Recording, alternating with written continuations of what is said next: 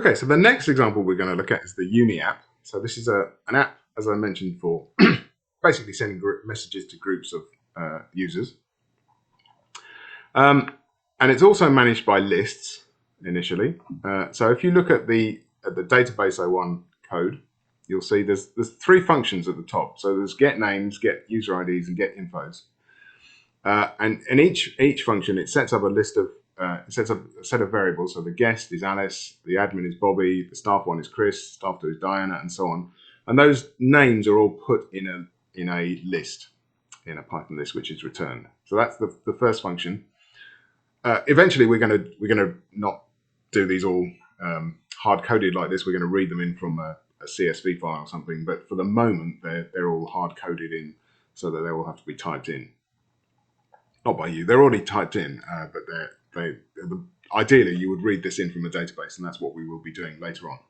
So the same thing is true for the user IDs. You can see we've got guest, admin. They all have different user IDs, and those user IDs are put into a list, and then that's returned. And the user inflows, which is what type of user they are, is again put into a list. So for some users they're none, for some they're lecturer, professor, or some it's the program they're on. So BSc Computing, BSc Computer Science, and so on.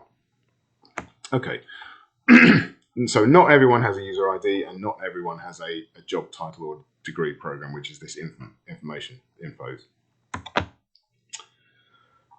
Okay, and then initially the app gets the user details from the database and prints them out. So we import the database as DB. So we're using another file here. So Uni App 01 uses the database 01 file, imports it, and it gets the names, it gets the user IDs, gets the infos, just as I showed you from those three functions, which just return a list of stuff.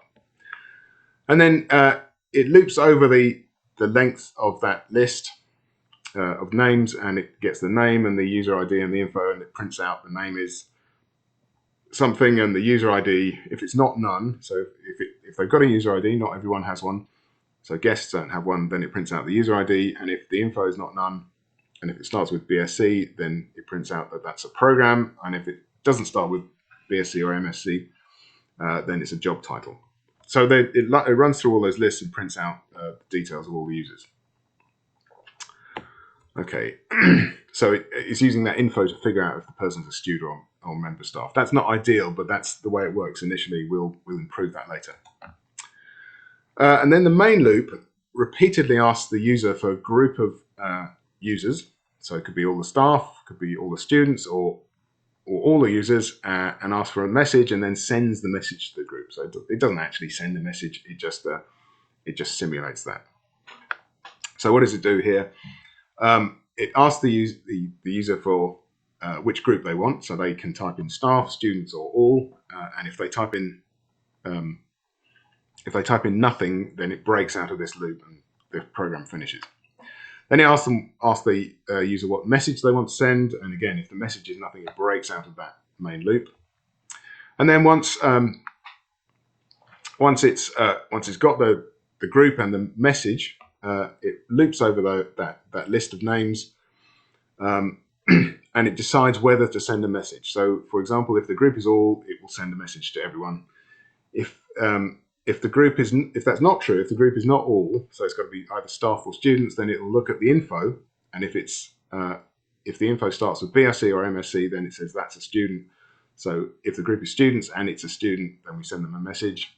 Or if it's the group is staff and it's not a student, then we send a message. Okay, so finally, if we're sending a message to this user, we print message sent to that name. Okay, so it's, as I say, it's not actually sending messages, it's just selecting groups of users from this list of people. Okay, and as I said, if either of those inputs that the user types in is empty, the loop terminates and it loops over the users. And if they're getting a message, if they're in that group, then we send the message. So here's the example output. So the initial output is just to print out all the users it's got on the list. So there's the name. If they've got a user ID, it prints out the user ID. Alice doesn't have one because she's a guest, but it prints out the user ID for Bobby. For Chris, Diana, and so on. And then it prints out extra information if they've got extra information. So Alice and Bobby don't have any extra information, but Chris and Diana are lecturer and professor. And so that's their job title, and all the other users are students, so they get their program gets printed out. So that's the initial, before anything starts, the initial list of users. Then it runs, it asks the user what group they want. Okay, so the user types in students, then what's the message? Hello and welcome. So then hello and welcome is sent to that group of students, which is the last three lists, Eddie, Frank, and Jerry. If it's staff, the message is good luck, then good luck is sent to these two users. And if it's all, with the message well done, it's sent to all the users. And then if the user types in nothing when it asks for a group, then the loop finishes. Okay, and that's basically how it runs. I should just mention one thing.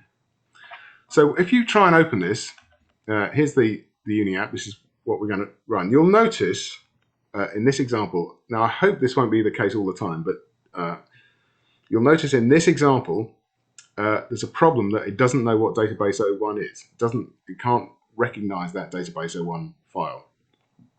We're trying to import it. Now you can see it sitting there next to it. So we're looking at Uni App. There's database 01, which is the one that generates all the lists of names and user IDs. They're sitting in the same folder, but it can't find it. And in order to fix that, I'm hoping that I'll be able to sort out the download so that that's already fixed. But just for reference, if you need to fix that, you can right-click on this, go down to the bottom of the context menu and mark the directory as a sources root. Okay, it should turn blue there, and what that means is, it takes it a little while to think about it, but there you can see that error has disappeared, because now it's able to look for code sources in this folder, and because now that database 01 is in that folder, when Uni App tries to import database 01, it can be found, and so that error goes away. So if you ever see those errors with import statements, make sure you go right-click, mark directory as, well, you can see it's already marked as sources root. So I can unmark it, but you need to mark it as a sources root, and then you should be able to find the files. Okay, I'm going to finish that video there, and then we'll look at the last example.